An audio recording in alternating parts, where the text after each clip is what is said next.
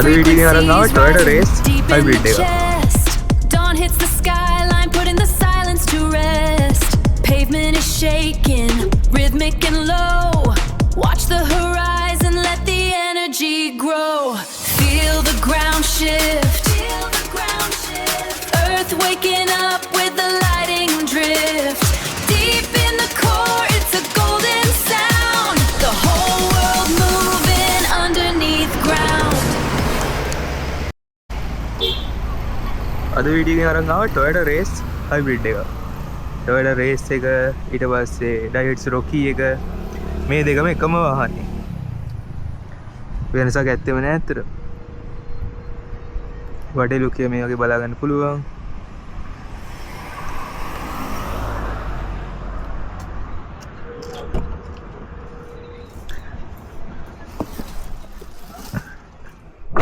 Driving seat එක නැග්ගාම හොඳ leg space එකක් තියෙනවා, හොඳ හෙඩ් රූම් එකක් තියෙනවා.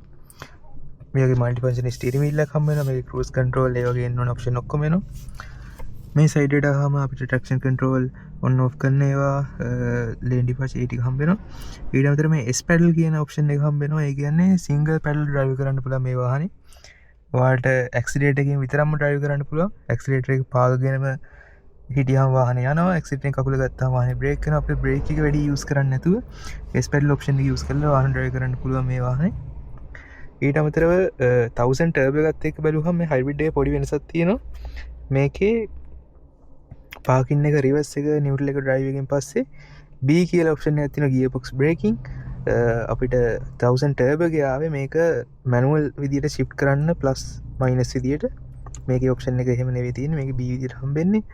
ඊට අමතරව අපිට ඉලෙක්ට්‍රික් පාකින් බ්‍රේක් එකක් හම්බ වෙනවා.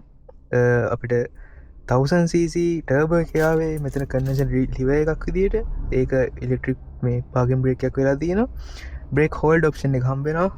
ඉතින් ඒ වගේ ඔප්ෂන් ටික මේ හයිබ්‍රිඩ් එකේ බලා ගන්න පුළුවන්. ඊට අමතරව ඉන්ටීරියර් එක නම් සේම් ඉන්ටීරියර් එක තියෙන. ඉන්ටීරියර් ලොකු වෙනසක් නැහැ. මෙතන පොඩි වෙනසක් තියෙනවා. මේ ප්ලේ එක හයි වෙන තැන මෙතන පොඩි වෙනසක් තියෙනවා ඩෑෂ්බෝඩ් එකේ. ඊට අමතරව ඉන්ටීරියර් එක ලොකු වෙනසක් නැහැ. මෙතන පවර් බටන් එක බ්ලූ කලර් එකෙන් ඇවිල්ලා තියෙනවා. මේක හයිබ්‍රිඩ් එකක් කියලා කියන්නේ. මේක හයිබ්‍රිඩ් කියවට ඇත්තටම හයිබ්‍රිඩ් නෙවෙයි. අපි සාමාන්‍ය ඩිජිටල් දාගෙන හයිබ්‍රිඩ් සිස්ටම් එක නෙවෙයි. අපි ඒක කතා කරමු එන්ජින් එක ගැන කතා කරද්දී. පිටිපස් සීට්ස් වලට නැග්ගාමත් හොඳ හෙඩ් ලෙග් රූම් එකක් තියෙනවා. ලෙග් ස්පේස් උපරිමයි. හොඳ හෙඩ් රූම් එකකුත් තියෙනවා. ලොකු දෙන්නෙක්ට මේක ප්‍රැක්ටිකල් ඉඩකඩක් තියෙනවා. පොඩි අය යනවා නම් පොඩි අය නම් 3 දෙනෙක්ට යන්න පුළුවන්. ලොකු උස මහත නොවන අයට 3 දෙනෙක්ට යන්න ඉඩකඩ ඇති. හැබැයි මම මේක රෙකමන්ඩ් කරන්නේ පිටිපස්ස දෙන්නෙක්ට හොඳටම හොඳයි කියලා. ෆ්ලෝ හම්ප් එකක් ලොකුවට නැහැ. ඒ හින්දා පිටිපස්සේ මැද යන පැසෙන්ජර්ට කරදරයක් නැතුව යන්න පුළුවන්. ලොකු ෆ්ලෝ හම්ප් එකක් නැහැ.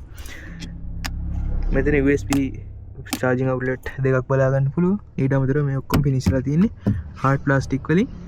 මෙන්න මේ ටික විතරක් ඉස්සරහා අපිට බලා ගන්න පුළුවන් soft touch material එක.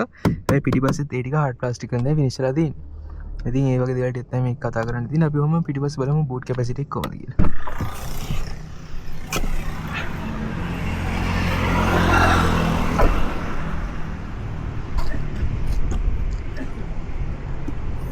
බූට් එක ඕපන් කළාම මේ වගේ හොඳ බූට් කැපැසිටි එකක් බලා ගන්න පුළුවන්.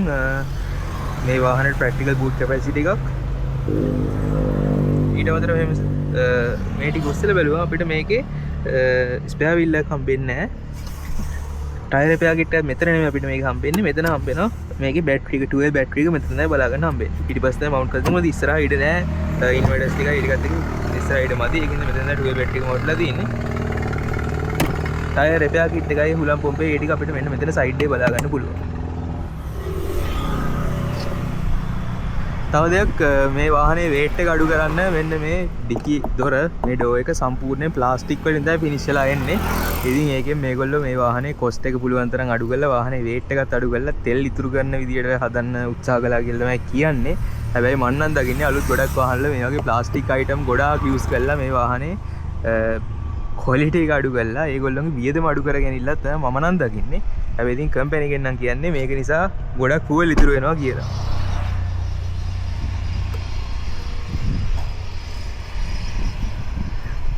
ඊට අමතරව බ්‍රේක් ගැන කතා කරොත් ඉස්සරහා ඩිස්ක් බ්‍රේක් හම්බ වෙනවා, පිටිපස්සේ ඩ්‍රම් බ්‍රේක් හම්බ වෙනවා, සස්පෙන්ෂන් ගැන කතා කරනවා ඉස්සරහා MacPherson instruct එකක් හම්බෙන්නේ පිටිපස්සේ torsion beam එකක් තමයි හම්බෙන්නේ drive train එක මේක front wheel drive වෙන්නේ ඔයාලා මේක 1000 turbo එකට නම් මේක all wheel drive එකක් විදිහට තමයි හම්බෙන්නේ වාහනේ wheel base එකයි දිග පළ dimension ටික මම මේ උඩින් දාලා තියන්නම් අපි ඔන්න engine එකට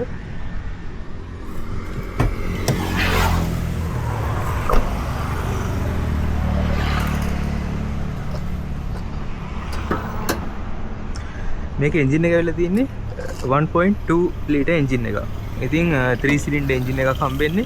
ටිකක් විතර ভাইබ්‍රේෂන් තියෙනවා. ভাইබ්‍රේෂන් නැත්තේ නෑ.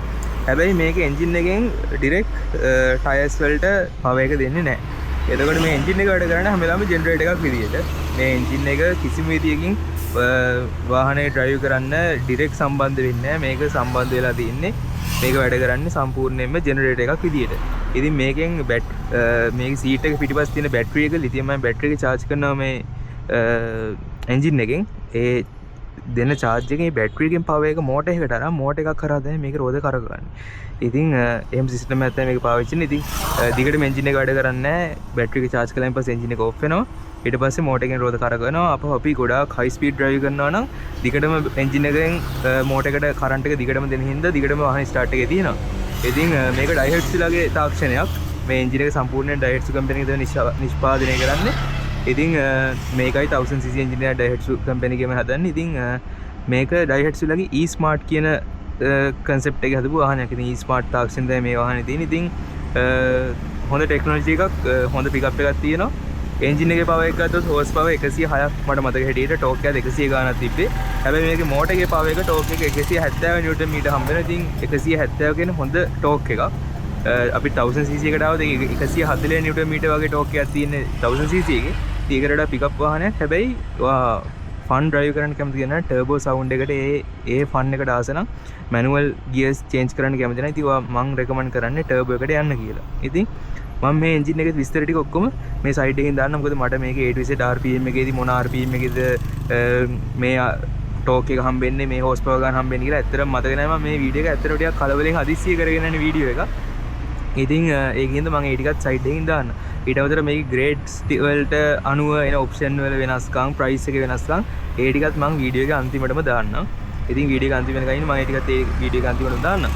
මේකේ ආවා 1000cc ටර්බෝ එක ආවා 1002 මේ හයිබ්‍රිඩ් මොඩල් එක ආවා ඊට අමතරව 1002 නැචරල් ඇස්පිරේටඩ් එන්ජින් එකක් එන වාහනයකුත් ආවා ඒ මොඩල්ස් කීපයක් මොඩල්ස් තුනක් ආවා එන්ජින් තුනක් මේකට ආවා ඊට අමතරව මේක එන්ජින් ඔයිල් එක විදිහට අපිට හම්බෙන්නේ දාන් රෙකමන්ඩ් කරලා තියෙන්නේ 0W16 ඔයිල් එක ගොඩාක් තුනි ඔයිල් එක ඉතින් එන්ජින් එක ගැන මේ වගේ දේවල් ටික තමයි කතා කරන්න තියෙන්නේ අපි එනවා වාහනේ ටෙස්ට් ඩ්‍රයිව් එකෙන් හම්බෙමු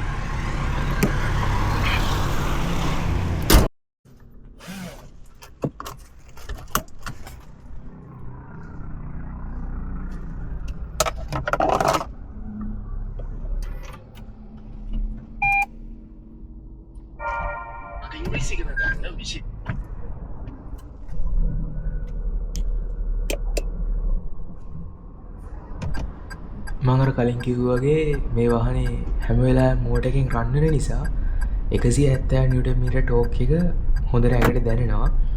හැබැයි 1000cc එකත් එක්ක බැලුවොත් ඒ තරම් ෆන් ඩ්‍රයිව් එකක් නම් මට දැනෙන්නේ නැහැ. මොකද එකපාරට අර පිකප් වෙන අර ඒ පංචි ගතිය ඒ ඉන්ස්ටන්ට් පිකප් එක මේකෙන් ඇත්තටම මට දැනෙනවා මදි. 1000 ටර්බෝ එකත් එක්ක බැලුවාම. හැබැයි 0 to 100 අපි බැලුවොත් මේ වාහනේ 0 to 100 යන තප්පර 1.5ක් ගන්න හයිබ්‍රිඩ් එක 1000cc ටර්බෝ එකක් ගන්නේ තප්පර 1.5ක්ම තමයි. ඉතින් ඒ අදින් බැලුවොත් දෙකම එක වගේ ස්පීඩ් එකක් ගන්නවා එකම කාලෙකදී. හැබැයි අර 1000cc එක 7 ස්පීඩ් අපිට මාරු කරන්න පුළුවන් ගියර්ස් ටික ඒ පහසුකම් මේක හම්බෙන්නේ නැහැ. ඉතින් අර 7 ස්පීඩ් මාරු කරන්න පුළුවන් නිසා අපිට ටර්බෝ එක හොඳට බූස්ට් වෙනකන් ඉඳලා ඊළඟ ගියර් එකට චේන්ජ් කරන්න පුළුවන්. ඉතින් ඒ ෆන් එක මේක දැනෙන්නේ නැහැ. හැබැයි ෆුවල් කන්සම්ප්ෂන් එක පැත්තෙන් බලුවොත් මේක ඒකට වඩා සෑහෙන ඉස්සරහින් ඉන්නවා. ඉතින් සිටි එකෙත් සාමාන්‍ය ලීටර් 16ක් 20ක් අතර ප්‍රමාණය සිටි එකෙත් තෙල් අඩ ගන්නවා මේකේ. මම දැන් වාහනේ අතර ගන්නදී ඇවරේජ් එක 16ක් විදිහට වෙන්නේ.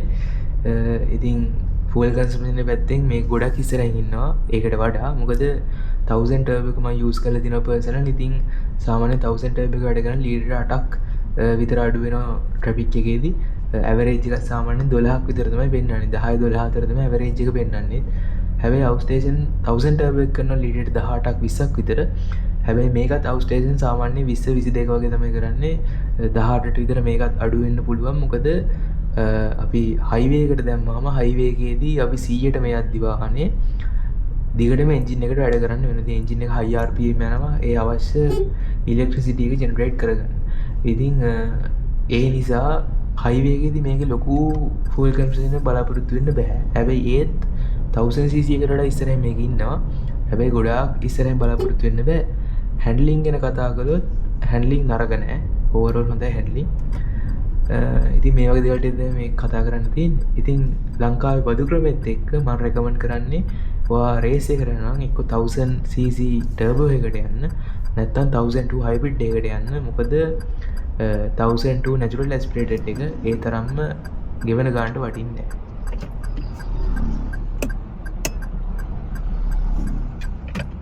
එහෙනම් තව මේ වගේ වීඩියෝ එකක් හම්බ වෙනවා. safe drive.